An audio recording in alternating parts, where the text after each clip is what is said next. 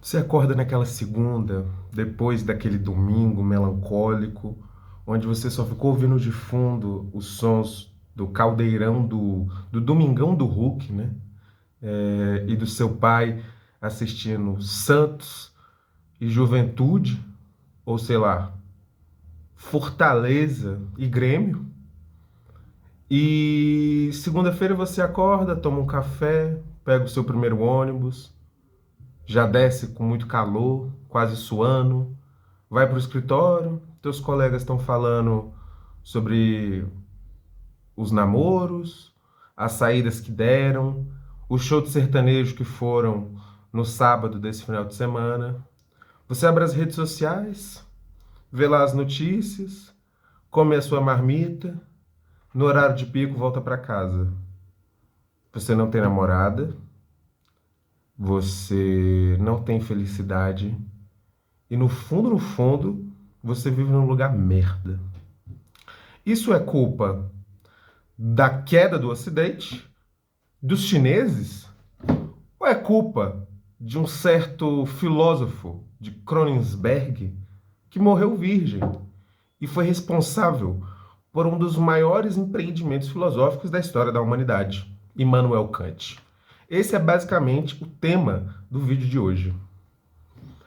Antes de tudo, eu gostaria de deixar só alguns avisos aí para os inscritos do canal, né? Ou para outros que ainda não se inscreveram. Convido para se inscrever, inclusive, curtam os vídeos, ajudem a divulgar essa campanha 100% pública, gratuita e sem fins necessariamente políticos, né? Não estou interessado em virar influencer e nem ser chamado para podcasts.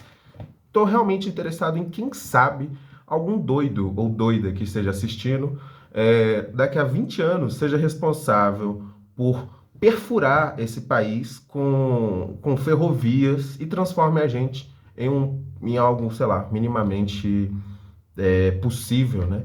Onde as pessoas não morram de fome, etc. Os avisos são uma live que eu participei nessa quarta-feira no canal do Victor Naini, uma live muito boa, onde a gente conversou sobre aceleracionismo, sobre Nick Land, sobre política. Vou deixar o link na descrição para vocês ir lá conferir. O segundo aviso é que eu também estou deixando na descrição dos vídeos uma chave Pix. E eu tinha criado um Apoia-se, mas eu acho que a chave é mais direta, né?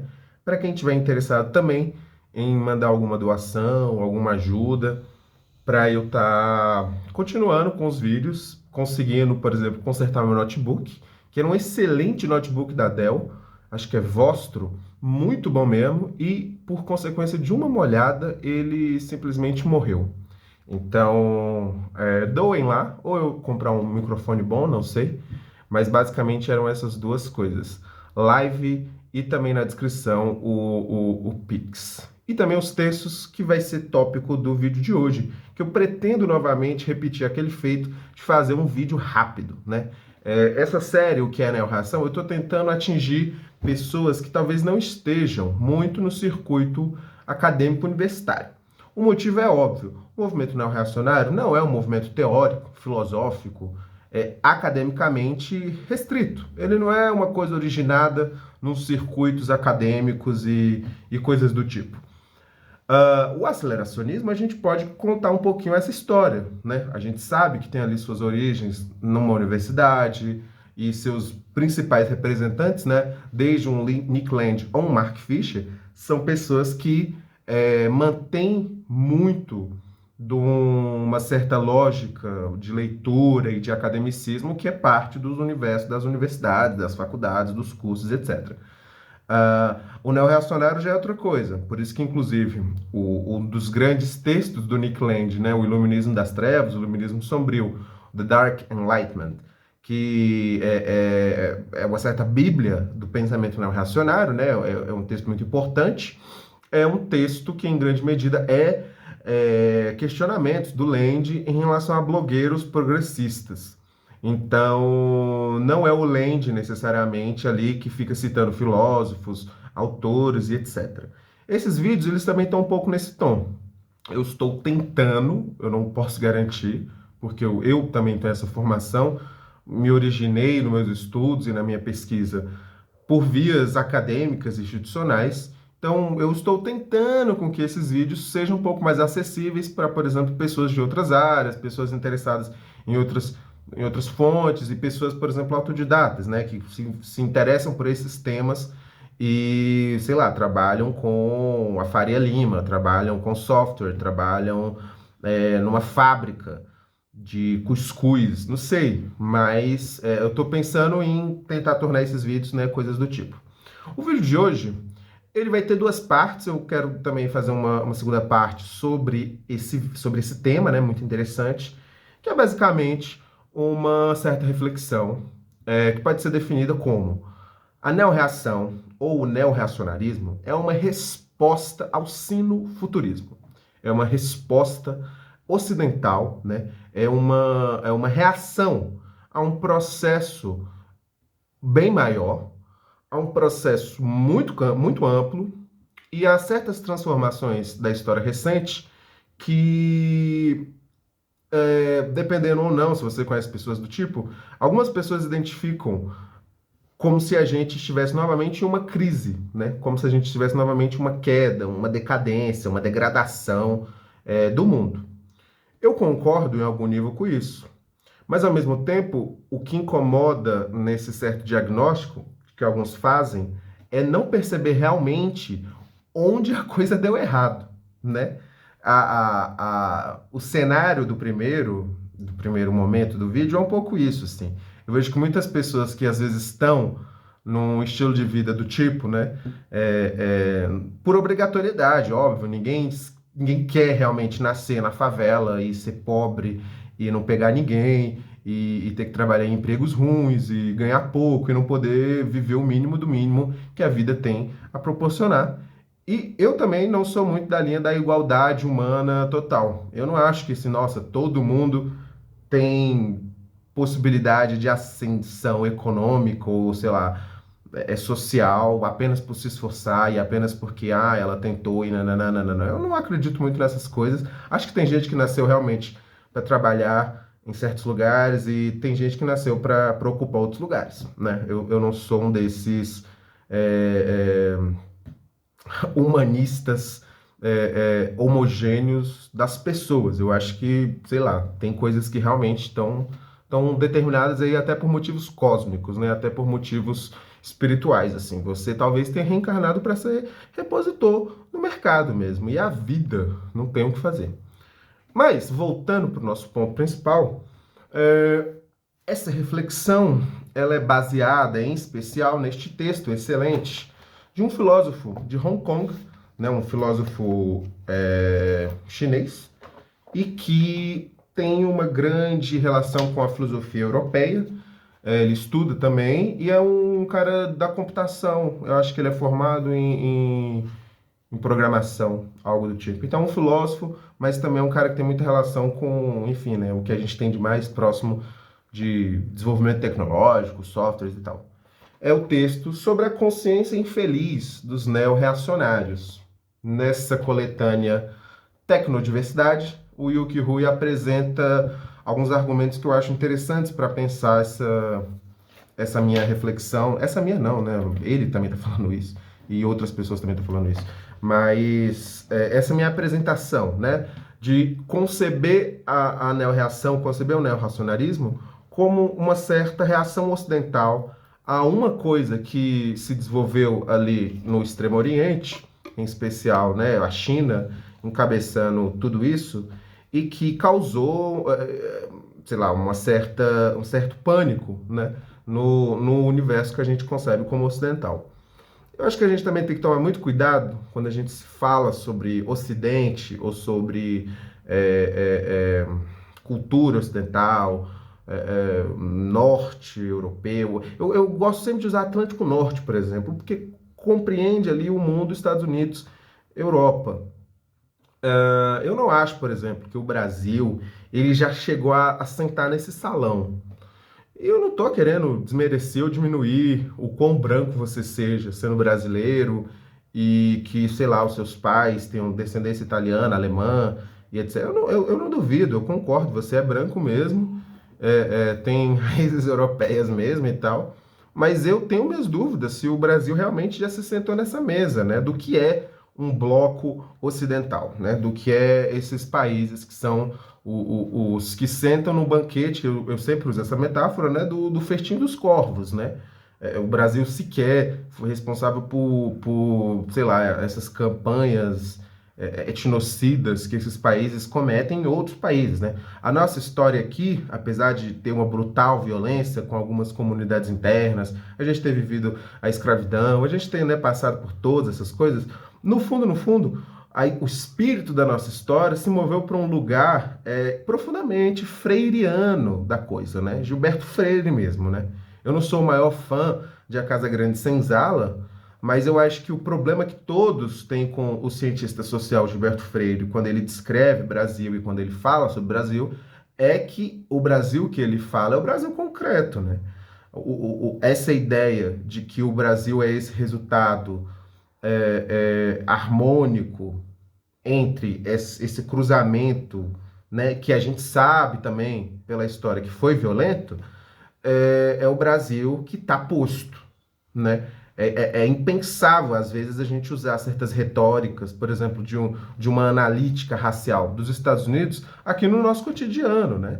Você fala para uma senhora ou para um senhor numa parada de ônibus, por exemplo, sobre aquela questão, né, dos negros e negras americanos, algumas questões, né, sei lá, sobre relacionamento, sobre esse racismo mais virulento que eles experimentam, né, de separação espacial, né, ali você sabe muito bem, pretos, brancos e tal, as pessoas daqui vão ficar meio em negação total, né, novamente, essa questão do homem cordial, né, do Sérgio Buarque de Holanda, a gente não conseguir responder às hierarquias, né, o brasileiro ser esse espírito muito do Zé Carioca e tal, a minha crítica existe, mas ao mesmo tempo não dá para negar que é isso que se constituiu formalmente, espiritualmente, sei lá, historicamente, no que a gente se reconhece como nação, né?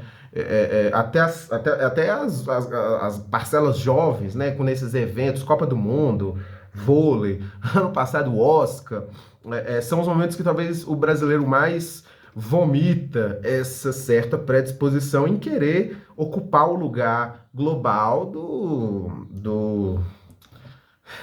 eu não sei nem descrever, né? Mas sei, inclusive, da resenha, né? A palavra resenha talvez seja a melhor palavra para descrever o que é esse lugar historicamente, né?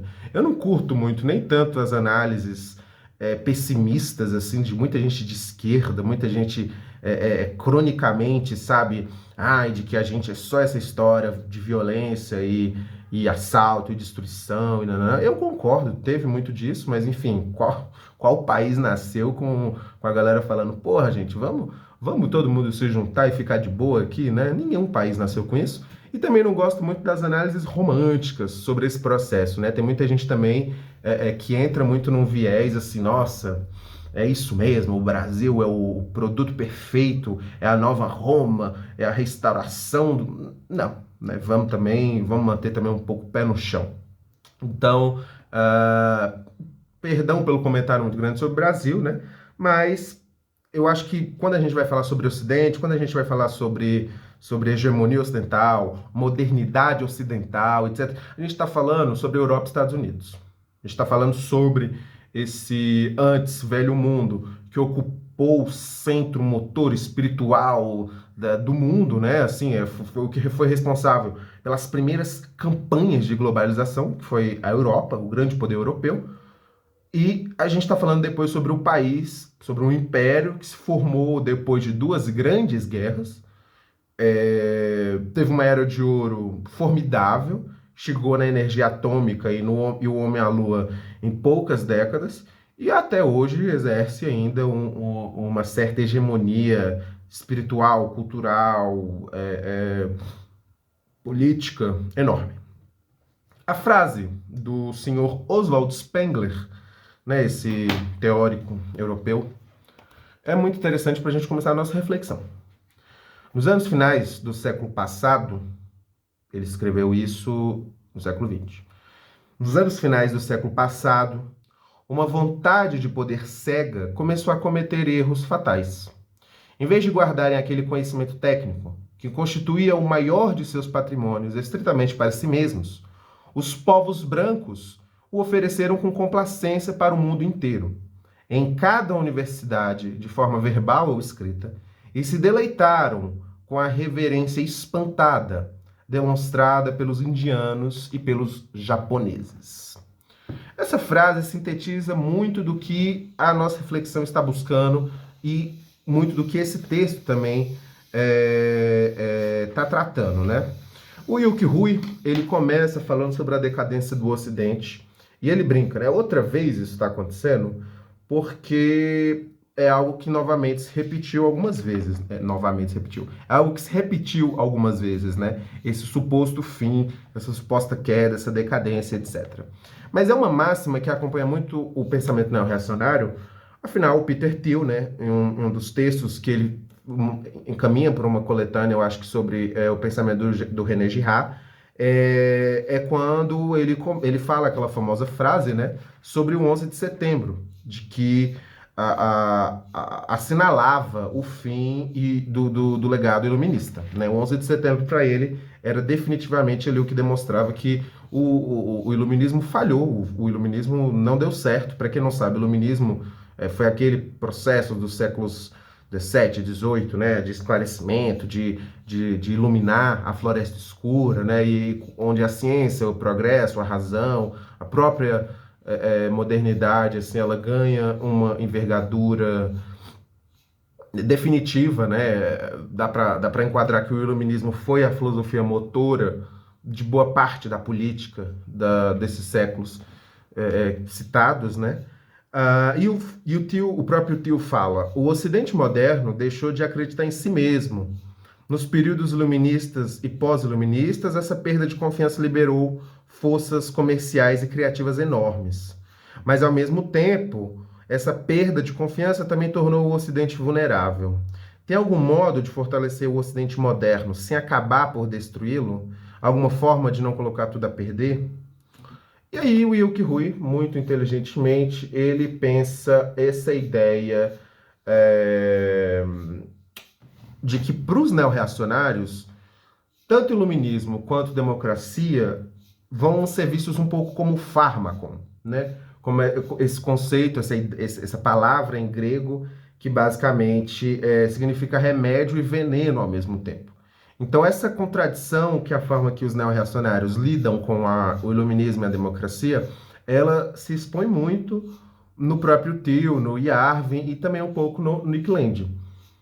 É uma contradição no sentido de que eles identificam que o iluminismo é o problema e que o iluminismo ele teve um legado fracassado, que ele não conseguiu realizar o que ele, né, estava se propondo. Mas o diagnóstico dessa falha olha para um lugar muito específico e parece que não percebe a totalidade da coisa toda, de que a questão não é que o iluminismo, o legado do iluminismo fracassou. Mas o iluminismo, em sua origem, em seu início, em sua gênese, talvez já não dava muito certo, né? Talvez ele só tenha sido uma ampliação, né? Uma expansão de algo que os nossos queridos amigos lá do norte do mundo, né? Do norte global, já estavam realizando. Então, o Yuki Rui, ele vai usar muito essa ideia da consciência infeliz, um conceito hegeliano, e que eu não sei se eu vou tentar me aprofundar muito, porque tem toda a sua complexidade, e novamente eu estou nessa tentativa de tornar os vídeos mais tranquilinhos, né? Mas o que a gente pode olhar para esse conceito de consciência infeliz é basicamente a contradição que o Ocidente se viu ao perceber a globalização, ao perceber esse processo do outro e a reação que foi tomada, neo-reação, diante o que se desenvolveu na história recente. A consciência infeliz é um momento trágico em que A consciência percebe a contradição no âmago de sua natureza, até então despreocupada ou mesmo cômica.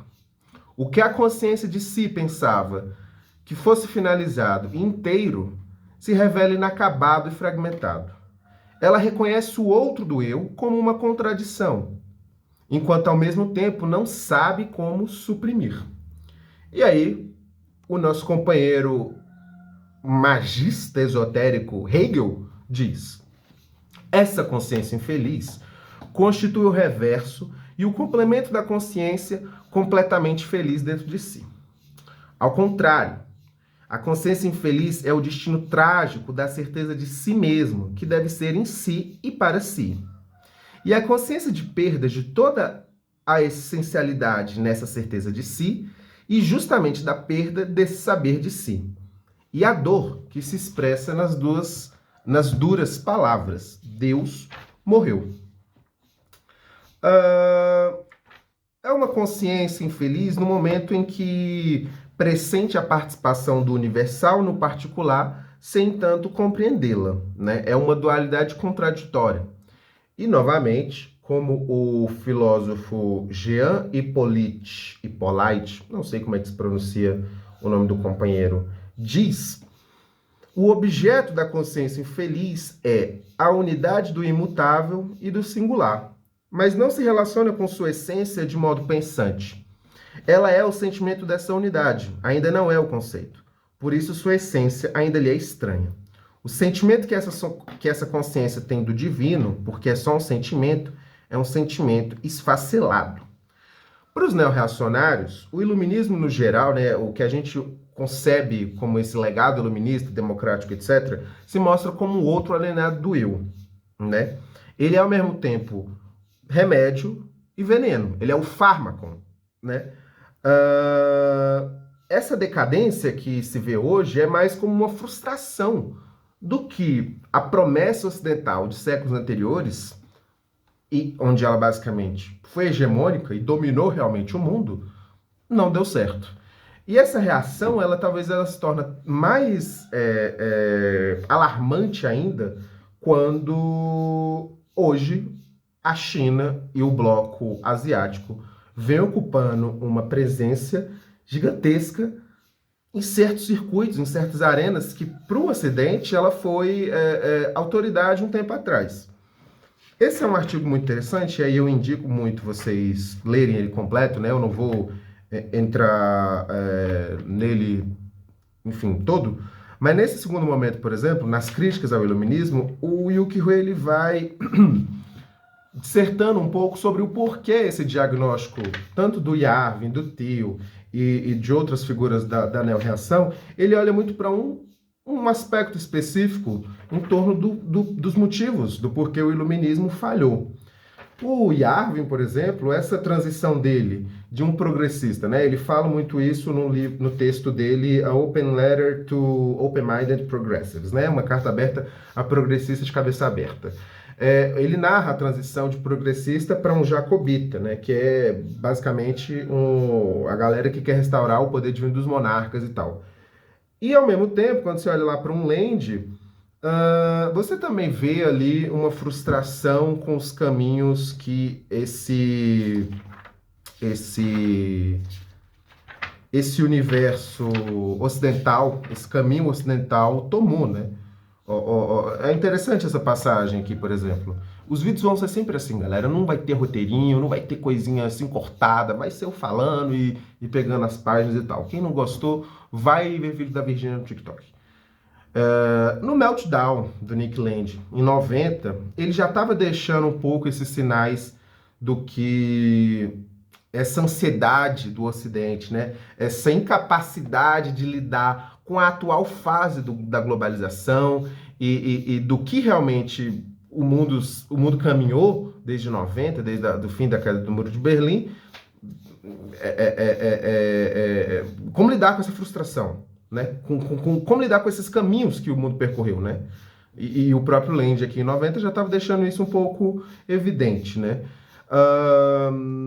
O boom sino-pacífico e a integração da economia automatizada desmantelam o sistema mundial neocolonial e resultam no pânico neomercantilista euro-americano, na deterioração do estado de bem-estar social, na cancerização de enclaves de subdesenvolvimento doméstico, no colapso político e na liberação de toxinas culturais que, em um círculo vicioso, aceleram o processo de desintegração. Isso foi no Meltdown, que é um texto ali da década de 90. Era massa você falar sobre iluminismo e sobre democracia e sobre globalização quando isso não causava perigo, quando isso não era um determinante de afetar a sua existência. Essa globalização, ela também não é uma coisa que aconteceu de forma, assim, unívoca, né? Ela é uma coisa que aconteceu muito por mais modernizações forçadas que certos países foram obrigados, né? Você pega o caso do Japão. O Japão é formidável nesse sentido. A citação do Oswald Spengler, que citava Japão no começo do vídeo, era um pouco nesse sentido. Para quem viu a biografia lá do engenheiro japonês que foi responsável pela aviação na Segunda Guerra, né? Aquela belíssima animação, acho que é Asas ao Vento, Vidas ao Vento, eu acho, do Hayao Miyazaki, né? Do estúdio Ghibli, talvez pegue um pouco o que eu estou falando. E por que eu também não falo só China, eu falo inclusive Japão? Porque esse processo do final lá do 19 já foi um processo que demonstrou as certas ansiedades que o Ocidente se viu, que o Ocidente se vê quando essa globalização acontece mesmo de fato, né? O que o Ocidente sempre quis, na verdade, foi uma universalização, uma sincronização, um processo de modernização que só é possibilitado pela globalização e pela colonização. Mas universalismo a gente nunca viu. Talvez aí que resida o porquê as pessoas se incomodam tanto com esse legado fracassado do iluminismo e do projeto de esclarecimento.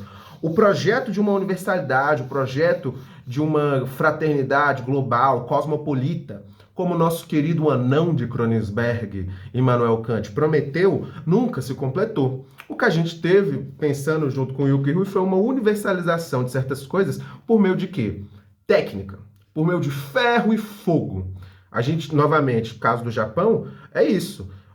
O intercâmbio que o Japão tem no final do 19, com tanto a Europa como também um pouco, acho que menos, principalmente com a Europa, mas depois com os Estados Unidos, meio que causa um pânico, meio que causa uma certa reação. O aprendiz que usa-se daquilo que você basicamente criou e te supera. O caso chinês recente, ele talvez seja o mais extraordinário. O pensamento neorreacionário como consciência infeliz é um protesto em face de uma transformação dialética da globalização. Isso está muito presente, por exemplo, o Yuki Rui fala, né? Nessa celebração que o Land faz das cidades asiáticas, Xangai, Hong Kong, Singapura, né? Basicamente uma celebração de uma capacidade que esses contextos viram como possíveis, de sacrificar a política em prol de uma produtividade. Coisa que o Ocidente, nas décadas recentes, né, em especial, sei lá, social-democracia europeia ou o imperialismo americano, coisa que o Carl Schmitt já estava vendo como potencialmente perigoso para a própria globalização, e isso eu vou falar na parte 2 do vídeo, né, como o imperialismo americano, na visão do Carl Schmitt, ele vê um certo perigo para esse próprio processo de expansão de uma sincronicidade. Essa admiração que o Land vê nesses lugares é um pouco como resposta a esse sinofuturismo, né? O sinofuturismo passou a ser o modelo para a mudança radical. Por sinofuturismo, a gente se refere à ideia de que a China tem sido capaz de importar ciência e tecnologia ocidentais sem encontrar resistência, enquanto no Ocidente, qualquer invenção tecnológica ou descoberta científica serão sempre limitados e estar desaceleradas pelo politicamente correto da catedral. Ahn, Essa conexão com a tecnologia eu acho muito importante, porque se no século XX o desenvolvimento tecnológico, se a gente vê a tecnologia e essa coisa aí que está se desenvolvendo como realmente é algo inteligente e que se autossofistica e que sempre está se desenvolvendo, etc.